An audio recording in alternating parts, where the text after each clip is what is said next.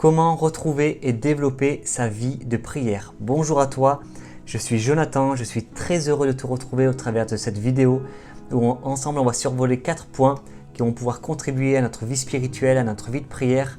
Mais juste avant de commencer, j'aimerais t'offrir un petit e-book. En fait, c'est un complément à ce qui va être partagé dans cette vidéo. Ce sont 7 conseils pour une vie de prière solide. Ça va pouvoir contribuer à ta vie spirituelle, à ta vie de prière.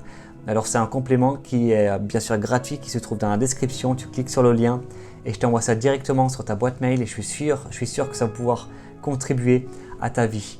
Et peut-être que tu t'es éloigné de Dieu aujourd'hui et là j'aimerais rentrer vraiment dans le vif du sujet dans cette vidéo où peut-être tu t'es soit éloigné de Dieu, soit tu t'es éloigné de ta vie de prière, tu n'as plus une vie de prière peut-être comme tu avais auparavant, où tu aimerais vraiment revenir de tout ton cœur à Dieu.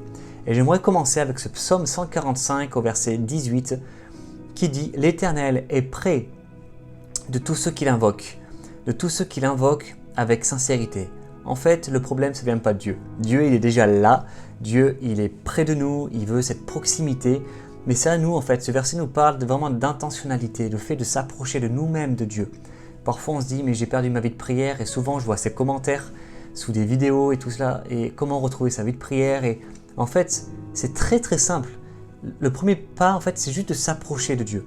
Juste de faire cette part, en fait, que c'est à nous de la faire. C'est à nous de s'approcher de Dieu. Et ce verset nous dit « L'Éternel est près de tous ceux qui l'invoquent. » Donc, c'est à nous d'aller invoquer l'Éternel. C'est à nous de rentrer dans cette communion, dans cette relation avec Dieu.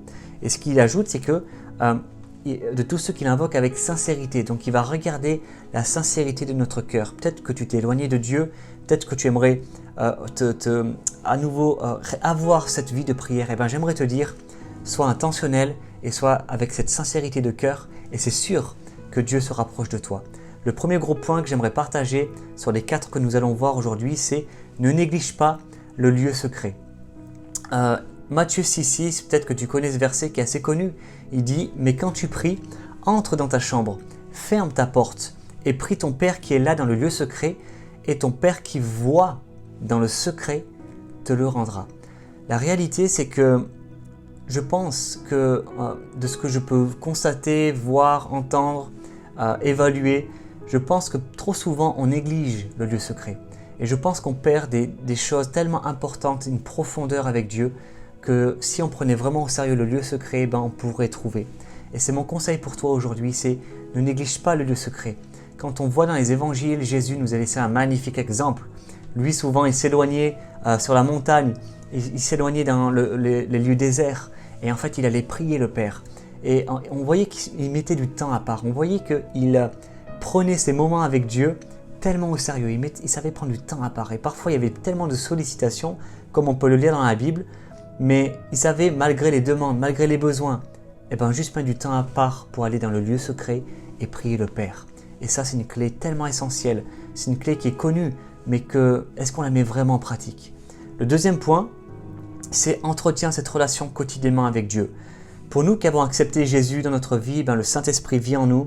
Et si le Saint-Esprit qui est Dieu vit en nous, ça veut dire que partout où nous allons, partout où nous sommes, quoi que nous fassions, en fait, il est là. Dieu est là. Et ça veut dire qu'on peut entrer à tout moment dans cette relation avec Dieu. Ce n'est pas uniquement dans le lieu secret que Dieu est là. Bien sûr qu'il est là dans le lieu secret, mais quand on quitte notre chambre par exemple, ou quand on quitte cet endroit où on passe du temps avec Dieu, du temps de qualité, Dieu il ne reste pas dans la chambre. Dieu nous accompagne partout où nous allons, dans le bus, au magasin, à l'école, en cours, au travail et partout où nous sommes en vacances ou peu importe, il est là. Ça veut dire qu'on peut développer cette relation. C'est un véritable ami, c'est un véritable père, c'est un ami pour nous qui nous accompagne au quotidien. Et donc on peut rentrer dans cette communion avec lui à tout moment. On peut rentrer dans ces temps de louange, peut-être dans la voiture quand on va au travail, peut-être en attendant le bus, ou sur une heure de pause, on peut commencer à prendre une Bible et ouvrir, méditer sa parole et rentrer dans cette communion, dans vraiment une relation véritable avec le Saint-Esprit. Ça c'est le deuxième point, c'est entretenir cette relation de manière quotidienne. Le troisième point et le quatrième point, ce sont en fait 2 points qui vont se partager sur un témoignage que j'ai vécu, que j'aimerais raconter. C'était il y a quelques jours où j'ai pas l'habitude de me lever aussitôt, Mais en fait, à 4 heures du matin, je me suis réveillé, je ne sais pas trop pourquoi, je regarde l'heure, je me dis c'est cool, j'ai encore un peu de temps pour dormir, j'étais bien au chaud sous la couette, c'est vraiment, c'était formidable. Et là, je ressens dans mon cœur, lève-toi et prie. Et là, je dis non, pas maintenant. Il y a d'autres moments qui sont un peu mieux quand même pour prier, que là, 4 heures du mat et tout, c'est compliqué, fatigué, en plus il fait frais, il fait assez frais quand même, comme c'est tôt le matin, on n'est plus en été ou quoi, donc lève-toi et prie. Et là, en fait, c'est quelque chose que j'aimerais laisser sur ton cœur, c'est que saisis ces moments et obéis à ce que le Saint-Esprit te met à cœur. C'est-à-dire qu'il y a parfois dans ta vie, il y a des fenêtres que le Saint-Esprit va ouvrir et qu'il faut saisir. On appelle ça le kairos. Le kairos, c'est le temps de Dieu. C'est un moment plutôt favorable, un moment donné, un moment opportun. C'est des temps comme des fenêtres que Dieu ouvre et qu'il faut saisir. Et ça, c'est l'obéissance. Et je t'invite vraiment, je t'encourage à saisir ces temps que le Saint-Esprit peut te permettre. Parce que ça va tellement contribuer en fait à ta vie, ça va avoir une grande influence sur ta vie à toi, sur ta vie spirituelle, etc. Et donc comme il était tôt, j'ai pris ces temps du coup avec Dieu. Et il était tôt, donc j'avais le temps en fait. Et là, j'ai pas pris juste 5 minutes entre un café, une douche avant de commencer la journée, non. J'ai vraiment pris le temps et je me suis rendu compte à quel point ça m'a fait du bien. Et c'est là où j'ai tilté, je me suis dit waouh, mais en fait, ça fait du bien de prendre vraiment le temps, de prendre des heures, d'avoir du temps avec Dieu, de ne pas être pressé, pris par le temps ou quoi, parce que la journée commence, parce que voilà, il faut enchaîner. Non, vraiment prendre le temps. Et ça, c'est quelque chose que j'aimerais laisser sur ton cœur, c'est que pour ma propre vie, en fait, ça a créé comme une impulsion. C'est-à-dire que le fait de prendre ce temps-là, ça a activé quelque chose sur les heures, sur les jours qui ont suivi, ça a activé quelque chose. Et c'est mon encouragement pour toi, c'est créer cette impulsion. Lève-toi tôt dans les prochains jours et crée cette impulsion qui va avoir un impact sur ta vie spirituelle, sur ta vie de prière. Tu vas voir, ça va créer quelque chose. C'est comme si tu donnes un grand coup. Par exemple, je donnais cette image à quelques personnes récemment et je leur disais, tu prends une voiture, la voiture elle est statique, mais quand tu appuies sur l'accélérateur, que tu commences à rouler, la voiture elle monte en vitesse.